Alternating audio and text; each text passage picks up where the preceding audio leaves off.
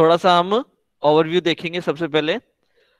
To begin to understand the functional and operational aspect of traffic on street and highway, it is important to understand how the various elements of a traffic system interact। इसका मतलब ये होता है आपका कि जो आपके different different aspects होते हैं ट्रैफिक के, वो एक जगह किस पॉइंट पे, हर पॉइंट पे किस तरीके से इंटरेक्ट करते हैं। ठीक है। जैसे कि अपन बात करते हैं कि जैसे अभी आपसे पहले अपन ने बताया था ग्राउंड बोर्ड्स होता है, डिफरेंट डिफरेंट जो आपके व्हीकल्स आते हैं वो किसी एक पॉइंट पे जब उसका कोलिजन होता है तो उसमें आप किस तरीके से उसको आप अदर डायरेक्शन में या अदर रोड में किस तरीके से उसको मूवमेंट करें जिससे कि आपका कोलिजन नहीं हो। ये सब एक कैरेक्टरिस्टिक्स का पार्ट है। वही चीज अपन यहाँ पर देख रहे हैं कि आप किस तरीके से अपने ट्रैफिक को फ्लो करते हैं। Further, the characteristics of traffic streams are heavily influenced by the characteristics and limitation of each of these elements। ठीक है, तो इनकी जो भी आपके limitations होते हैं उसकी वजह से थोड़ा सा इम्पैक्ट आता है। ठीक है। नेक्स्ट है आपका, there are 5 critical components that interact in a traffic system। एक होता है सबसे पहले रोड यूजर। देखिए कोई भी जो कैरेक्टरिस्टिक्स की बात करते हैं तो फर्स्ट जो आता है कि रोड यूजर, कि आप किस तरीके से रोड का यूज करते हैं, जिसमें आपके जो पर्सन्स आते हैं एलिमेंट्स में क्या क्या आ जाएंगे, ड्राइवर्स आ जाएंगे, पेडिस्ट्रियंस आ जाएंगे, बाईसाइकिलिस्ट आ जाएंगे और पैसेंजर आ जाएंगे। तो ये चार चीजें जो हैं वो रोड से रिलेटेड है कि भाई आपका जो ड्राइवर है वो भी जो बाइक है उसको रोड के through one place to another place के जाता है, पेडिस्ट्रियन है वो भी रोड के through one place to another place movement करता है, बाईसाइकिलिस्ट होते हैं वो भी one place to another place movement करते हैं, और पैसेंजर। तो जो रोड यूजर है वो किस तरीके से रोड का यूज करते हैं उसकी कैरेक्टरिस्टिक्स को अपन रीड करेंगे। सेकंड जो इसमें आता है वो व्हीकल्स का आता है, जिसमें आपके व्हीकल्स कैसे हैं, प्राइवेट है या कॉमर्शियल है। ठीक है, इसको थोड़ा और फर्दर इन्होंने डिवाइड किया है। ठीक है। नेक्स्ट है आपका स्ट्रीट्स एंड हाईवे। अब देखिए प्राइवेट के बाद आ गया आपका स्ट्रीट्स एंड हाईवे के ऊपर, जिसमें आपका जो स्मॉल लेन है या हाईवे ज्यादा मोर वॉल्यूम ऑफ ट्रैफिक है तो उसमें आप हाईवे यूज करेंगे। ठीक है। जो स्मॉल ट्रैफिक मूवमेंट है तो वहां पे आप स्ट्रीट यूज करेंगे, या जो भी आपके घर जो भी छोटे छोटे प्लेसेस में अगर कोई एरिया डिवाइडेड है तो वहां जाने के लिए स्मॉल व्हीकल्स यूज होते हैं तो उसके अकॉर्डिंग स्ट्रीट्स का यूज करते हैं, और जहाँ हैवी मतलब लॉन्ग डिस्टेंस पे जाना है तो वहाँ हाईवे का यूज करते हैं। तो इस तरीके से इसको डिवाइड करते हैं। नेक्स्ट है आपका ट्रैफिक कंट्रोल डिवाइसेस। वो अपन पढ़ चुके हैं अच्छी तरीके से क्या क्या होता है ट्रैफिक कंट्रोल डिवाइसेस, उसके क्या क्या एलिमेंट्स होते हैं, उसके क्या क्या पर्पस होते हैं। ठीक है। And the general environment. ठीक है, कि इन्वायरमेंट कैसा है और इन्वायरमेंट की क्या क्या इम्पेक्ट है आपकी व्हीकल से, इन्वायरमेंट को क्या क्या प्रॉब्लम हो रही है, क्या आप जिस जगह से जा रहे हैं उसका एनवायरनमेंट प्रॉपर है, आपके कोई डिजीज आपको नहीं हो रहा है उससे, आपके शरीर को कोई हार्मफुल नहीं हो रहा है, या कोई अदर जो लिविंग बींग्स है उनके ऊपर कुछ इफेक्ट नहीं होना चाहिए, वो सब चीजें जनरल इन्वायरमेंट के पार्ट है। ठीक है। नेक्स्ट इसमें बात करते हैं डीलिंग विद डाइवर्सिटी। देखो जो डीलिंग विद डाइवर्सिटी आपका वही पार्ट है कि जीव जंतुओं से रिलेटेड आपका रहता है और आपके जो इन्वायरमेंटल से रिलेटेड पार्ट रहता है। तो इसमें अपन आगे बढ़ते हैं। Traffic engineering would be a great deal simpler if the various component of the traffic system had uniform characteristics। ठीक है, सभी की characteristics uniform रहती है। Traffic controls could be easily designed if all drivers reacted to them in exactly the same way। ठीक है, ये depend करता है कि आपके ड्राइवर कैसे हैं, उनके ड्राइवर की स्किलिंग कैसी है, उन सब के ऊपर भी आपका ट्रैफिक कंट्रोल डिपेंड करता है। तो इसीलिए जो मतलब कि ड्राइवर्स को पहले ट्रेनिंग दी जाती है जब भी वो व्हीकल्स मतलब रन करता है तो उसको प्रॉपर ट्रेनिंग होती है। ट्रेनिंग के बाद उसको एक वे पता चल जाता है कि आपको गाड़ी को इस तरीके से ड्राइव करना है, किस पोजीशन में किस प्रॉब्लम में किस तरीके से आपको गाड़ी को ड्राइव करना है। ठीक है, अगर इस तरीके की सिचुएशन कोई ऐसी अनअवॉइडेबल सिचुएशन आती है तो उससे कैसे बाहर निकलना है। तो पूरी रोड सेफ्टी के मेजर्स आप फॉलो करते हैं, तो वो एक तरीके का आपको जो है वो सेम वे में आप क्या करते हैं, सारा सर ट्रैफिक को मूवमेंट करते हैं। हाँ Bilal. Sir sir screen visible नहीं है स्क्रीन इज नॉट विजिबल। इस पे।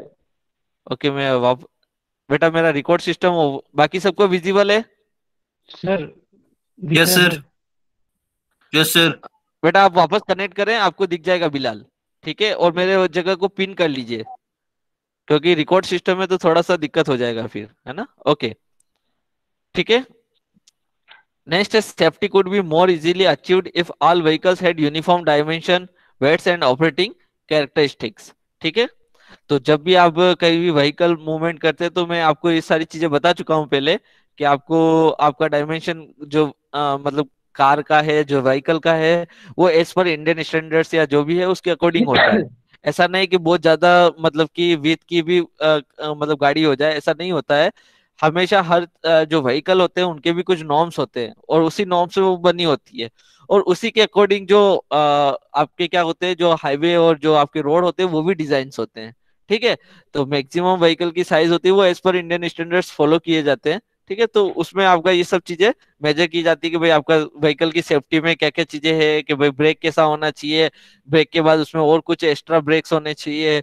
आपका कभी ऐसी सिचुएशन आ जाती है तो अब आपका मतलब कोई कंपोनेंट खराब हो जाता है तो उसकी अल्टरनेट क्या होना चाहिए, सब चीजें सेफ्टी मेजर्स में लेके चलते हैं। ठीक है, वो सब चीजें आपकी डाइवर्सिटी से रिलेटेड होती हैं। ठीक है, नेक्स्ट है आपका drivers and other road users however have widely varying characteristics. ठीक है, जो ड्राइवर्स हैं उनके उनकी अलग अलग कैरेक्टरिस्टिक्स होती है। The traffic engineer must deal with the elderly driver as well as 18 years old aggressive drivers and timid drivers. तो क्या होता है कि जब आप ट्रैफिक जो इंजीनियर्स होते हैं, जब कभी कोई रोड बनाते हैं या जो भी उसका क्या कहते हैं मूवमेंट्स का, one place to another movements के लिए ट्रैफिक सिग्नल डिजाइन करते हैं, तो उनको क्या करना, उनको डील करना पड़ता है कि भाई एक तो जो 18 ईयर्स से जो नीचे के जो लोग होते हैं, ठीक है, टीनेजर एज जो होती है, उसमें क्या होता है कि वैसे ड्राइविंग लाइसेंस 18 साल के बाद ही अलाउ होता है, उससे पहले अलाउ नहीं होता है। क्योंकि लेकिन फिर भी क्या होता है, कुछ टीनेजर्स जो है वो बाइक का यूज करते हैं और अदर व्हीकल्स को ऑपरेट करते हैं। तो क्या होता है, उनमें इतनी मेच्योरिटी नहीं होती है कि वो प्रॉपरली मतलब बाइक को मैनेज कर पाए, बाइक को सही तरीके से, तो वो सही डिसीजन नहीं लेते हैं, तो उसकी वजह से बहुत बार एक्सीडेंट्स होते हैं। तो जो अपन भी जब कोई भी ट्रैफिक डिजाइन करते हैं, तो अपन को इन लोगों से क्या होता है कि अपन को प्रॉब्लम होती है डिजाइन करने में कि भाई हमने जो वर्क किया है वो 100% एक्यूरेट है या नहीं है। ठीक है, दूसरी चीज होती है अग्रेसिव ड्राइवर्स। अग्रेसिव ड्राइवर्स वही होते हैं जो ट्रैफिक रूल्स को फॉलो नहीं करते हुए मतलब कि अपनी मनमर्जी से जो भी बाइक का फ्लो करते हैं या बाइक को चलाते हैं, उसकी वजह से बहुत बार एक्सीडेंट्स होते हैं। ठीक है, या किसी और को एक्सीडेंट होने के चांसेस रहते हैं। तो ऐसे लोगों से अपन को जब भी अपन हाईवे कंस्ट्रक्शन या जो भी कंस्ट्रक्शंस करते हैं, उसमें अपन को इनको फेस करना पड़ता है। ठीक है, simple subjects like reaction time, vision characteristics, and walking speed become complex because no two roads user are the same। ठीक है, देखिए कोई भी ट्रैफिक जो कैरेक्टरिस्टिक्स होती है उसमें तीन चीजें सबसे इंपॉर्टेंट पार्ट होती है। एक तो विजन होता है, रिएक्शन टाइम होता है, और तीसरा होता है वॉकिंग स्पीड। ठीक है, रिएक्शन टाइम में कि how the human behaviour react, ठीक है, और कोई ऐसी सिचुएशन आती है तो उसमें उसका रिएक्शन टाइम कैसा है, वो सब चीजें आती है, उसको कैलकुलेट करने के कुछ मैथमेटिकल फॉर्मूले भी होते हैं। उसी तरीके से आपका विजन कैरेक्टरिस्टिक्स, आपका भाई आपकी जो आईज है वो किस तरीके से देखती है। आप जब गाड़ी चलाते हैं तब आपको प्रॉपर विजिबल होना चाहिए, हर चीज आपकी प्रॉपर दिखनी चाहिए। और जब आप नाइट टाइम पे करते हैं तो नाइट विजन आपका प्रॉपर होना चाहिए। एक तो ह्यूमन का भी होना चाहिए, और दूसरा आपकी जो कंस्ट्रक्शन कर रहे हैं आप, वो भी इस तरीके से होना चाहिए कि आपका जब मतलब जो रोड है वो one point two another point जहां पे भी आप जा रहे हैं वो क्लियरली विजिबल है, और सामने से जो कोई व्हीकल आ रहा है तो वो भी आपको प्रॉपरली पहले ही मतलब एक डिस्टेंस होती है, उस डिस्टेंस पे आपको क्या हो प्रॉपरली विजिबल हो जाए। अदरवाइज क्या होगा कि अगर दो पोजीशन आपको इजीली विजिबल नहीं होगी, तो दोनों क्या होगा एकदम सडन आएंगे, सडन आने पे आपको इतना टाइम नहीं मिलता है कि आप अपने को प्रॉपर वे में थोड़ा सा डिस्टेंस मेंटेन कर पाए। तो ऐसी कंडीशन में कॉलिजन के चांसेस बन जाते हैं, एक्सीडेंट के चांसेस बन जाते हैं। तो जब कभी हाईवे कंस्ट्रक्शन होता है तो ये चीज का बहुत ध्यान रखा जाता है कि भाई आपका one point two another point इतना डिस्टेंस हो कि वो इजीली विजिबल हो। कभी कभी ऐसी सिचुएशन भी आती है जहां विजिबल नहीं होता है। आपने देखा होगा कुछ ऐसे ऐसे एरियाज होते हैं जहां कुछ ऐसे शार्प कर्व्स होते हैं, उस शार्प कर्व में आपको इजीली विजिबल नहीं होता है कि सामने वाला कितनी स्पीड में आ रहा है। ठीक है, तो वहां बहुत बार ऐसे चांसेस होते हैं कि कॉलिजन हो जाते हैं, एक्सीडेंट्स हो जाते हैं। तो वहां पे कुछ ऐसे सिंबल्स लगाए जाते हैं कि भाई आगे जाके आपको मतलब कुछ 100 मीटर पहले ही एक ऐसा सिंबल दे देते हैं कुछ 2 या 3 टाइम्स के भाई आपको शार्प कर्व पे जब आप मूवमेंट करें तो यहाँ पर आप इस चीज का ध्यान रखें, क्योंकि यहाँ पे विजिबल नहीं है, आपकी स्पीड इतना रखना है, आपको गाड़ी का इतना स्पीड रखना है, ये डेंजर जोन है। तो इस तरीके से आप क्या करते हैं, सिग्नल्स प्रोवाइड करते हैं। ठीक है, तो वही चीज यहाँ पर भी बताई गई है कि भाई आपका रिएक्शन टाइम है, विजन कैरेक्टरिस्टिक्स अच्छा होना चाहिए, वॉकिंग स्पीड।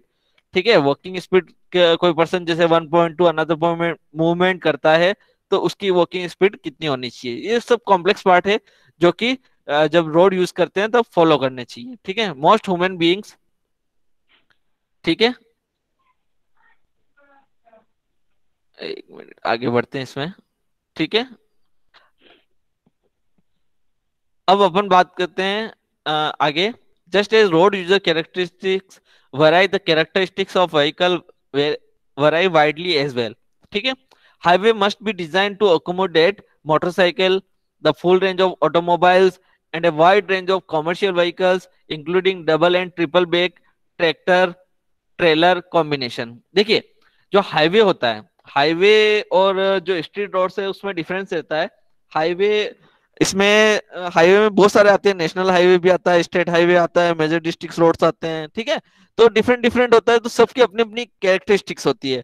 भाई हाईवे में क्या होता है कि बहुत ज्यादा हैवी साइज के व्हीकल भी यूज होते हैं, जिसमें आपका ये कॉम्बिनेशन करना पड़ता है उनमें, जिसे आपके ट्रैक्टर है, ट्रोले हैं, ठीक है, आपकी जेसीबीज हैं, तो वो हाईवे पे one place to another place जाती है। लेकिन स्ट्रीट रोड पे क्या होता है कि ये इतना मूवमेंट नहीं कर पाती है, क्योंकि डेंस जो छोटे छोटे एरियाज होते हैं वो पेडिस्ट्रियल एरियाज होते हैं। ठीक है, तो वहां पर आपकी जो जेसीबी है या इस तरीके के कोई हैवी व्हीकल्स है, उनको बहुत सेफ्टी के साथ यूज करना पड़ता है। लेकिन जब आप हाईवे की बात करते हैं तो हाईवे में फुल स्पीड में वो व्हीकल मूवमेंट कर सकते हैं। फुल स्पीड का मतलब होता है कि वहां पर आप 120, 130, 50, 150 तक आपके हाईवे डिजाइन होते हैं कि 150 तक अगर आप कोई स्पीड में व्हीकल ले जा रहे हैं तो सेफली वो क्या है, one place to another place जा सकते हैं, अपनी फुल मतलब कैपेसिटी से वो वर्क कर सकते हैं।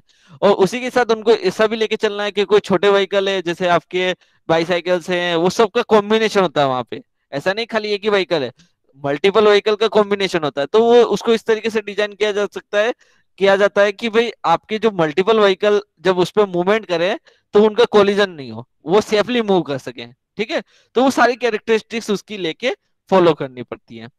Thus, lane width, for example, must accommodate the largest vehicle expected to use the facility. ठीक है, some control over the range of road users and vehicle characteristics is maintained through licensing criteria and state standards on vehicle design and operating characteristic. जो अभी मैंने आपको बताया कि भाई state के अपने अपने रूल्स होते हैं, नेशनल हाईवे के अपने रूल होते हैं, तो ये सब चीजें रूल्स एंड रेगुलेशन फॉलो करने पड़ते हैं वाइल ड्राइविंग, और जब भी आप मूवमेंट करते हैं या किसी one place to another place drive करते हैं। ठीक है, चलिए अब इसमें आगे बढ़ते हैं। ठीक है, while these are important measures, the traffic engineer must still deal with the wide range of road users and vehicle characteristics. अब बात करते हैं ट्रैफिक स्ट्रीम कैरेक्टरिस्टिक्स के बारे में कि ट्रैफिक स्ट्रीम कैरेक्टरिस्टिक्स क्या होती है। ठीक है, dealing with the traffic therefore involves N elements of variability. देखिए, एलिमेंट्स ऑफ वेरिएबिलिटी का मतलब यहाँ पे है कि मल्टीपल पर्सन मूवमेंट करते हैं, हर पर्सन की अपनी सोच होती है। ठीक है, अपने व्यूज होते हैं, गाड़ी चलाने का तरीका अपना अलग होता है। ठीक है, वैसे तो एक स्टैंडर्ड्स को ही यूज करना होता है, लेकिन फिर भी क्या होता है कि हर पर्सन में थिंकिंग कैपेबिलिटी डिफरेंट होगी, और थिंकिंग कैपेबिलिटी के ऊपर ही आपका व्हीकल ड्राइव डिपेंड करता है। तो वो सब चीजें इसके अंदर आपकी आती है। ठीक है, a flow of water through channels and pipes of defined characteristics will behave in an entirely predictable fashion in accords with the laws of the hydraulics and fluid flow। तो यहाँ पर एक एग्जांपल दिया गया है कि भाई आप जो फ्लो ऑफ वाटर होता है वो किसी चैनल से करते हैं। भाई फिक्स है, आपको पता है कि भाई इसी चैनल से आपको पानी फ्लो होगा, इसी पाइप से फ्लो होगा, वो एक डेफिनेट वे में फ्लो होगा। ठीक है, और वहां पे उसका बिहेवियर भी सेम होगा। लेकिन जब आप रोड पे जब आपके व्हीकल चलते हैं तो हो सकता है किसी पर्सन की अपनी वे है, तो कोई 60 की स्पीड में चला रहा है, कोई 80 की स्पीड में चला रहा है, कोई 90 की स्पीड में चला रहा है, लेकिन वहां पर भी एक कैरेक्टरिस्टिक्स को फॉलो करवाना है। आपके रूल्स एंड रेगुलेशन ये कहते हैं कि भाई जो पर्सन, इतने सारे पर्सन वहां पे मूवमेंट कर रहे हैं, वो एक प्रॉपर वे में चले। ठीक है, तो वो सारी चीजें इसमें आपकी आती है। ठीक है, A given flow of traffic through streets and highways defined as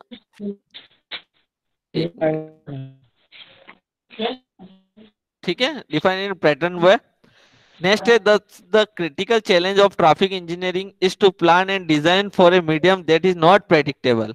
In exact terms, one that involves both physical constant and the complex behavioral characteristics of human being. इतनी देर से अपन इस चीज के बारे में डिस्कस कर चुके हैं कि भाई ह्यूमन बीइंग के ऊपर ज्यादा डिपेंड करता है. Fortunately, while exact characteristics vary, there is a reasonable consistent range of driver and therefore traffic stream behavior. Driver on a highway designed for a safe speed of 60 mil per hour, ये mi is represent the mil, ठीक है, may select speeds in a broad range, perhaps 45 to 65 mile per hour. Few however will travel at 80 mile per hour. ये कुछ range दे रखी है कि आपको highway पे जब आप मूवमेंट करते हैं तो इस रेंज में आपको व्हीकल को मूवमेंट करना है. क्लियर है? ओके. अब इसमें बढ़ते हैं. In describing traffic stream in quantitative terms the purpose is to both understand the inherent variability in their characteristics and to define normal range of behaviour. ठीक है. To do so key parameter must be defined and measure. तो इसमें जब भी आप traffic characteristics को major करते हैं तो इसमें दो तरीके की होती है. क्वालिटेटिव होता है, क्वांटिटेटिव होता है. क्वांटिटेटिव में आप जो नंबर ऑफ व्हीकल्स मूवमेंट करते हैं उसको अपन लेके चलते हैं और उनके अपन क्या कहते हैं ट्रैफिक स्टडीज करते हैं. ट्रैफिक जो मतलब कि ट्रैफिक कितना मूवमेंट हो रहा है वो भी अपन थ्रू डिफरेंट डिफरेंट मेथड अपन उसका सर्वे करते हुए उसको मेजर करते हैं. ठीक है. Traffic engineer will analyse, evaluate and ultimate plan improvement in traffic facilities. तो ट्रैफिक जो इंजीनियर होता है वो तीन चीजें करता है. एनालाइज करता है, इवेल्युएट करता है, अल्टीमेटली प्लान प्रिपेयर करता है. ठीक है. तो ये सब चीजें इसमें ट्रैफिक स्ट्रीम कैरेक्टरिस्टिक्स के अंदर आती है. ठीक है. क्लियर है? बाकी की चीजें अपन नेक्स्ट क्लास के अंदर करेंगे. आज के लिए अपन यहीं रखेंगे. ठीक है. Anyone have any doubts, any question? Any doubt, any question?